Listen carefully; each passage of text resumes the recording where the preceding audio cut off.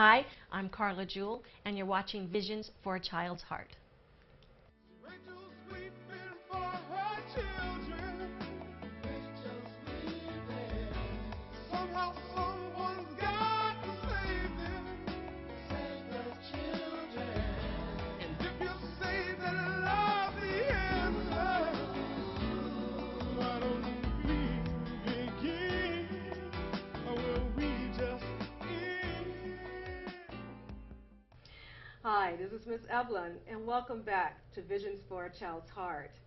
In our previous segment, we interviewed a birth parent, Ms. Mary Flotho, and we were talking about her experience in being a birth parent that placed her infant for adoption. And as I stated before, this is National Adoption Month. And so back with us, we're back with Mrs. Mary Flotho and her husband, Mr. Paul Flotho. And actually, they are co-ministers of North Bay Vineyards here in the city of Vallejo, California.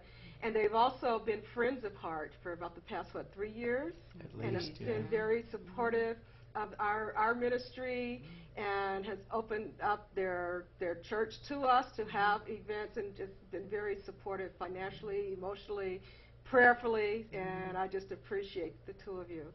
But little did we know when we first met, or little did I know, that we would come to this point in our relationship where there was something else that you could contribute, and that's your personal experience.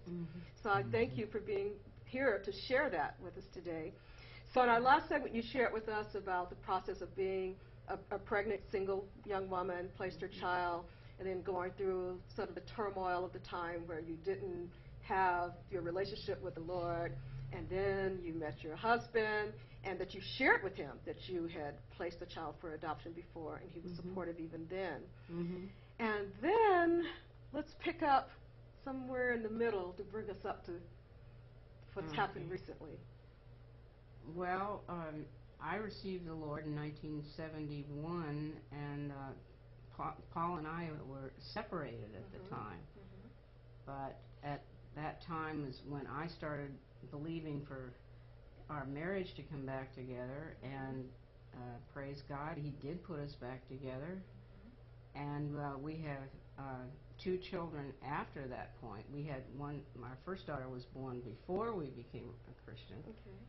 And then after that point, he received the Lord 3 years later, and went to Bible school, and then the Lord called us onto the mission field. We left for the mission.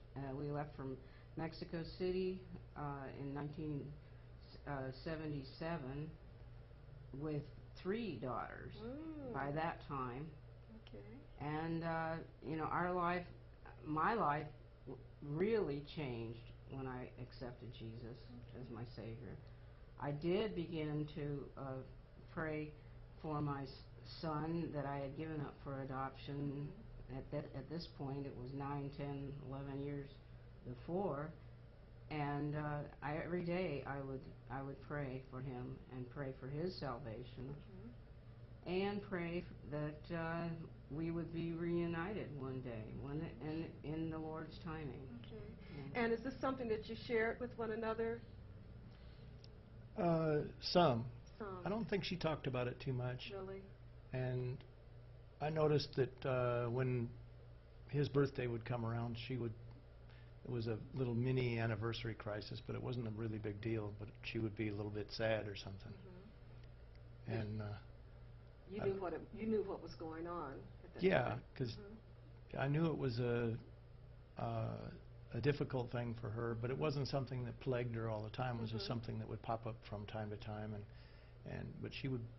I didn't know probably the intensity that she was praying for that. When she gets after something in prayer, it may take a while, but she'll stay with it. She's patient. Steadfast. Yeah. And so that I would notice it from time to time, but I didn't think about it too much. When she first told you, before you were married, that she had a child and placed a child for adoption, do you remember anything in particular that went through your mind or your thoughts? Not really too much at that time. I was probably a little out of touch with reality anyway. We were drug users. We were, you know, not hard drugs, but we weren't too together. another level. We didn't think about a lot of that stuff, Okay. but So she just told you that it was like, yeah, okay, whatever, Yeah. like, okay. it didn't. I suppose there was some thoughts that came across my mind, but not a whole bunch. And I mainly was concerned about how it affected her and you know, kind of what that meant for her life. Okay. So you said you only noticed it on anniversaries. You weren't aware of the intensity. You didn't know that she had started praying to be able to be reunified with her son. Well, I knew that she prayed for that, Mhm. you know, that was a prayer issue. It just wasn't something that popped up, or not something she would pray between us, you know. Okay. That was kind of her private prayer project, you know. Okay. So something happened, and that you both were a part of. So who wants to share? I'll tell what happened because that's kind of where I come into the picture anyway, in a more of a conscious sense. I don't remember exactly when it was, but we were just laying in bed in the morning. I think I was reading the Bible or something, and she said, "Today's my son's birthday." And I said, "Oh, really?" And she had never like brought that up like that before. And I said, "Oh," I said, "Are you all right?" And she said, "Yeah." And I walked out in the kitchen to make some coffee, and a phone call came. But I'm not real quick on picking up phone calls in the morning. I usually let the machine do it. Okay. And but I listened, and I think it actually was before I went into the kitchen, and the machine is out there, and I was listening to the call, and we get way too many sales calls, so I kind of just zone them out. But all of a sudden, it was in the conversation, it said something like Onondaga County, which was the county where her son was born, and then it was like it went off. So I said, "Hey, I think you need to listen to this message. It might be something to do with your son." And she went and listened to it, and then called these people back. And this may be something that people will help people through some difficult stuff. The hassle with the counties of New York is ridiculous. They have all these rules and regulations that you have to. She could not even. They knew who her son was, and they would not help them get together unless he first made the contact. And they couldn't even call him and say, "Hey, are you interested in getting together with your birth mother?" Which I think, well, I won't even say what I think. But anyway, they need a brain transplant. Okay. Well, Brain and heart. Yeah, really. yeah, that call was from the social worker that day on my son's birthday, and they had been, my son and his wife had been looking for me for 3 years. They had been married 4 years. As soon as they got married and they wanted to have a child, they decided that they wanted to look for a mom, you know, and so this miracle happened on his birthday, and I wasn't even supposed to be there even to get that call. I was supposed to be down at a conference, but the lady had given me the wrong time, and so I was home to receive that call. And then it wasn't for 2 weeks later till I finally did speak to my son, because I had to go through, you know, signing the waiver and sending the waiver back, and then they ended up phoning, and it ended up buried in our voicemail, and you know, you know, these 2 weeks had gone by before when I got the first call on his birthday. But then we finally did connect, and I spoke to him for an hour and a half. So who called who? He called you, or you I called him? called. He called and left his info. You know, and this is the funny part, because when he left the info, I said, where's that area code? Where's that area code? And I looked it up, and it says Nashville. And I said, Nashville. I said maybe he's one of them country western musician.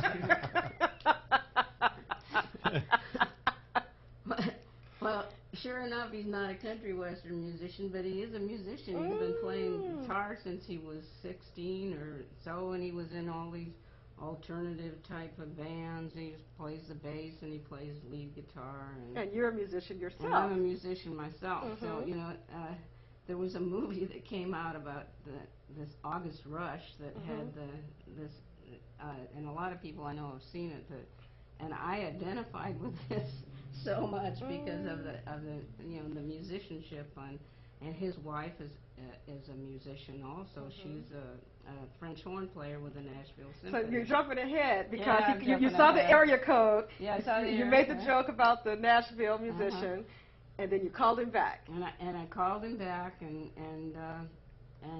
he's I actually recognized the voice in the sense of his voice is very much like his father's voice, and you know it's really amazing. You know, I think God knows us by our voice, and by the sound of our voice, and it says that in Psalms 5, I think it is. Where he knows you by your voice.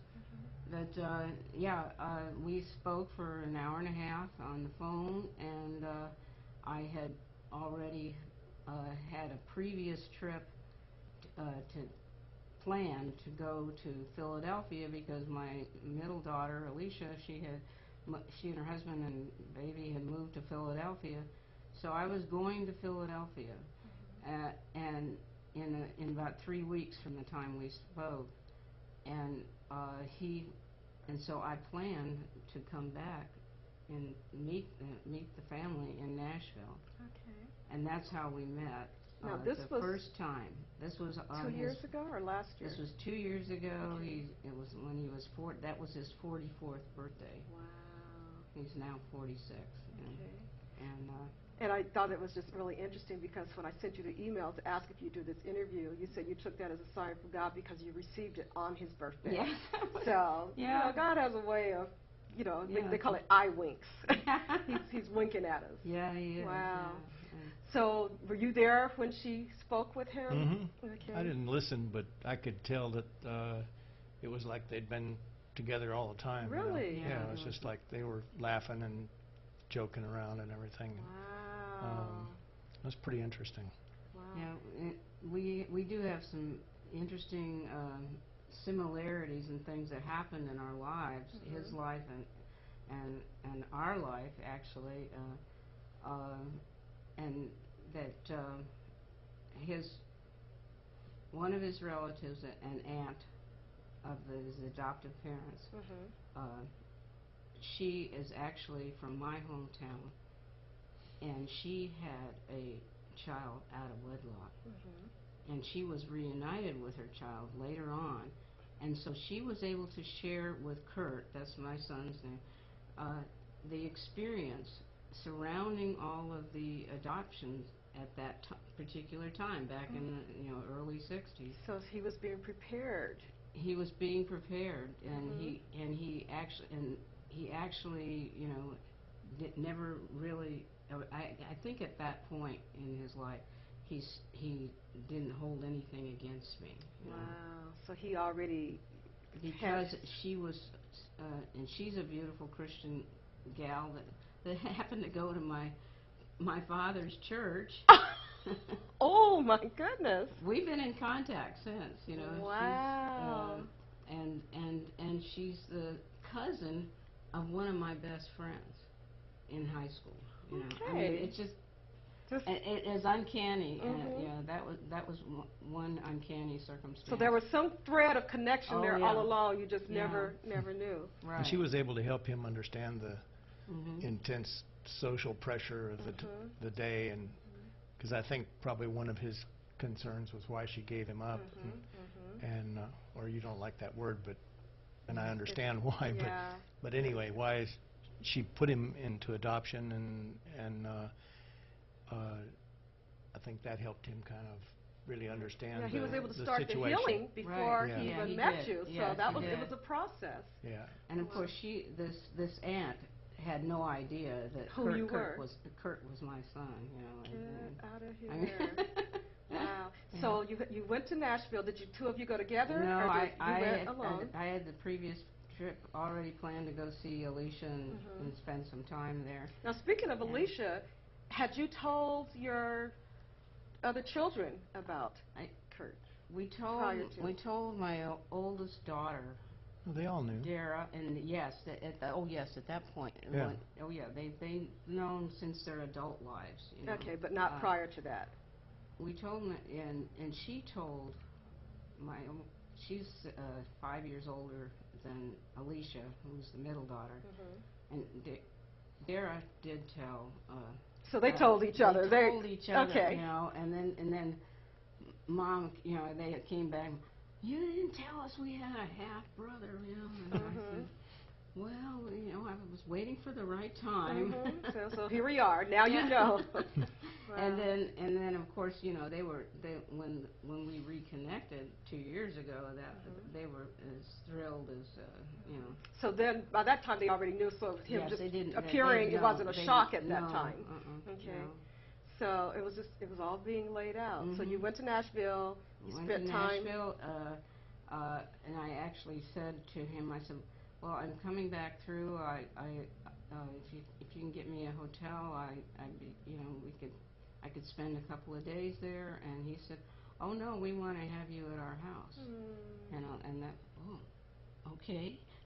And So you were sort of preparing they had yourself sent pictures, you know, where they sent pictures over the internet, and so he was easily recognizable when I got off the plane.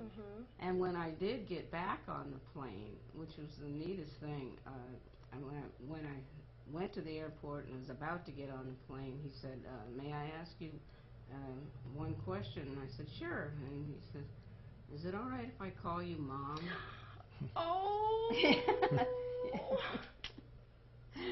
And yeah, sure. I don't have any sons, and I have you with one son, and you know.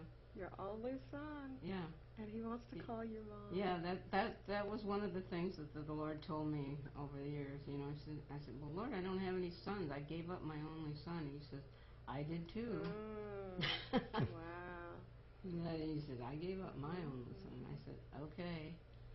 And there were scriptures that I did, you know, really, the one in Isaiah, I think it's 58, but I'm not sure, or 53, where it says, I will bring your sons and your daughters from afar. And I stood on that. You know, that was, you know, that was a life verse that, and he has brought him from afar, you know. And you know, it's interesting because some people's reunions aren't as smooth or as joyous, and there's sometimes still a lot of pain, and even more pain gets inflicted because sometimes they just want the information and they don't want.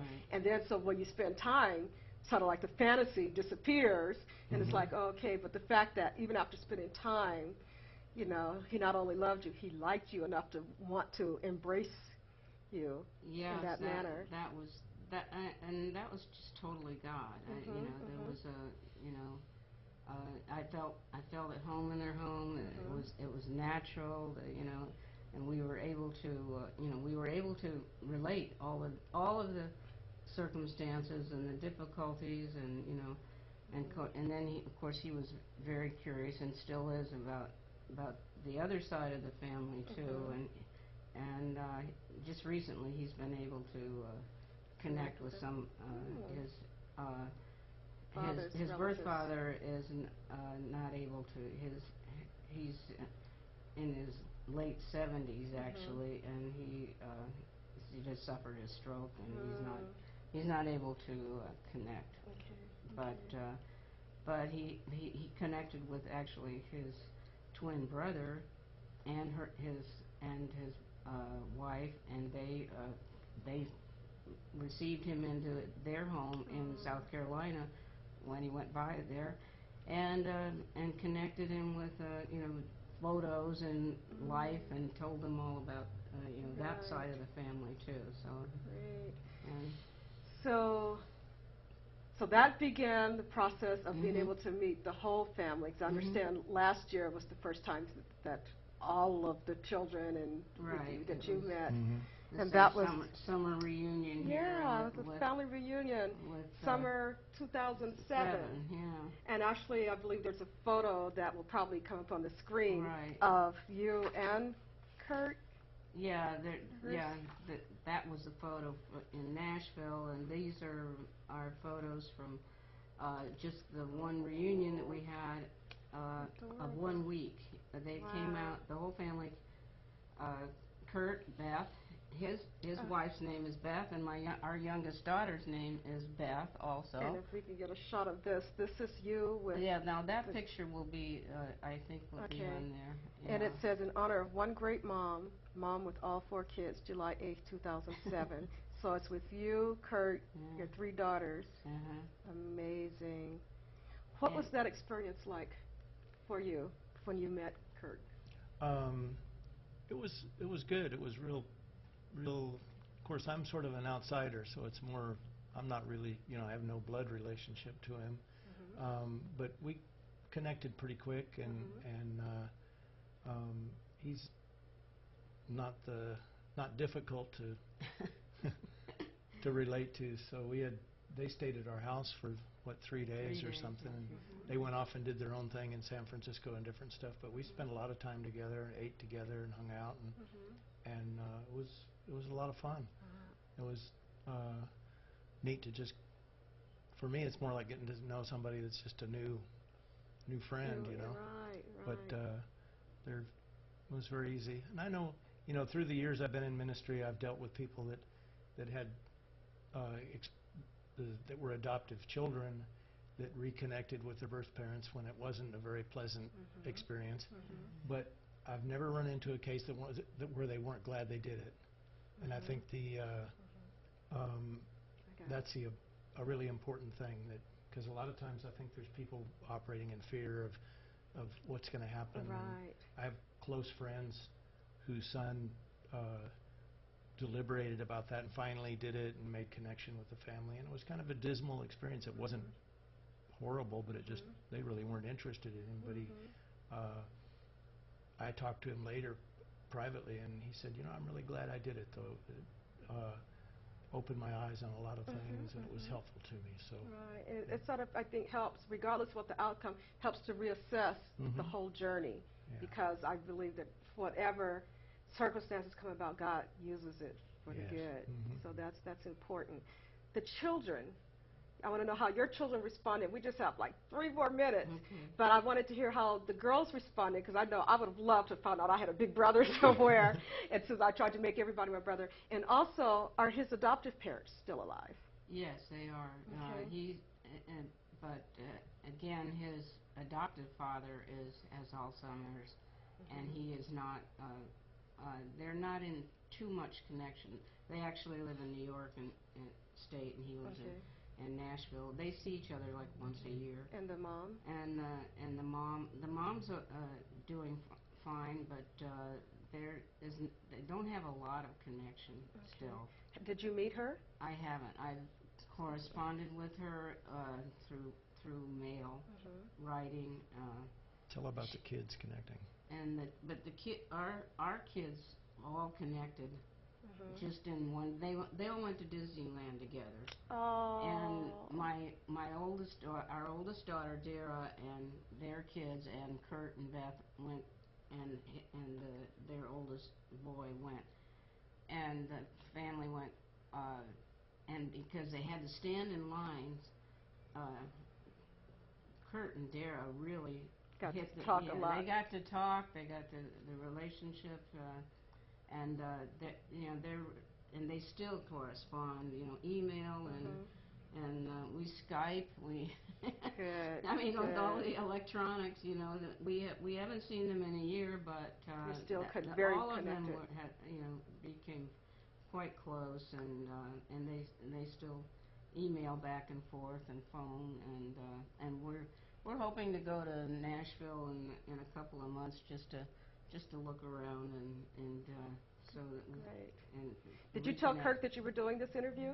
I did, yes. What And was he his- said, oh, he says, you can put my image up anywhere. That's okay. Wonderful.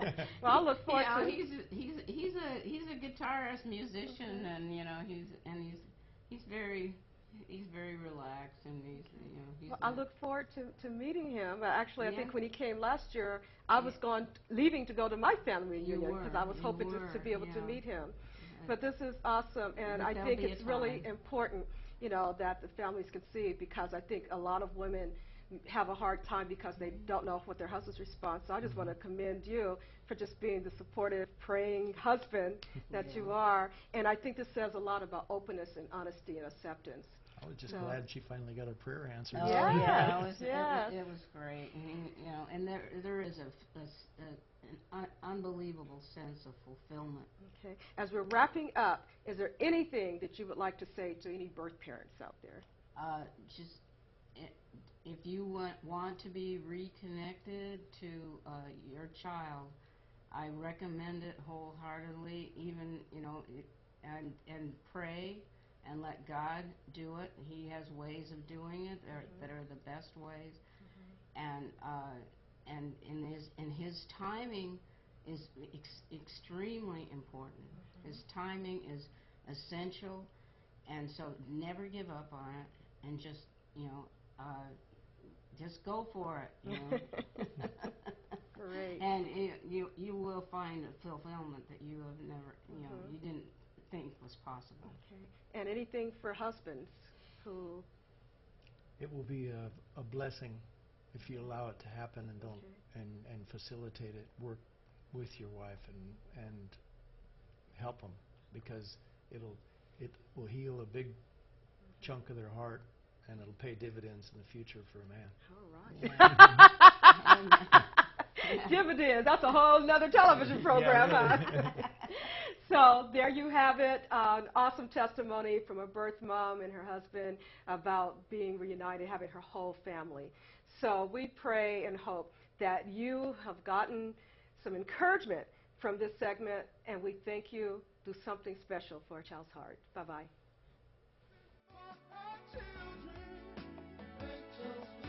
She's weaving, weaving, weaving, weaving for her children. Mother's weeping, a mother's crying.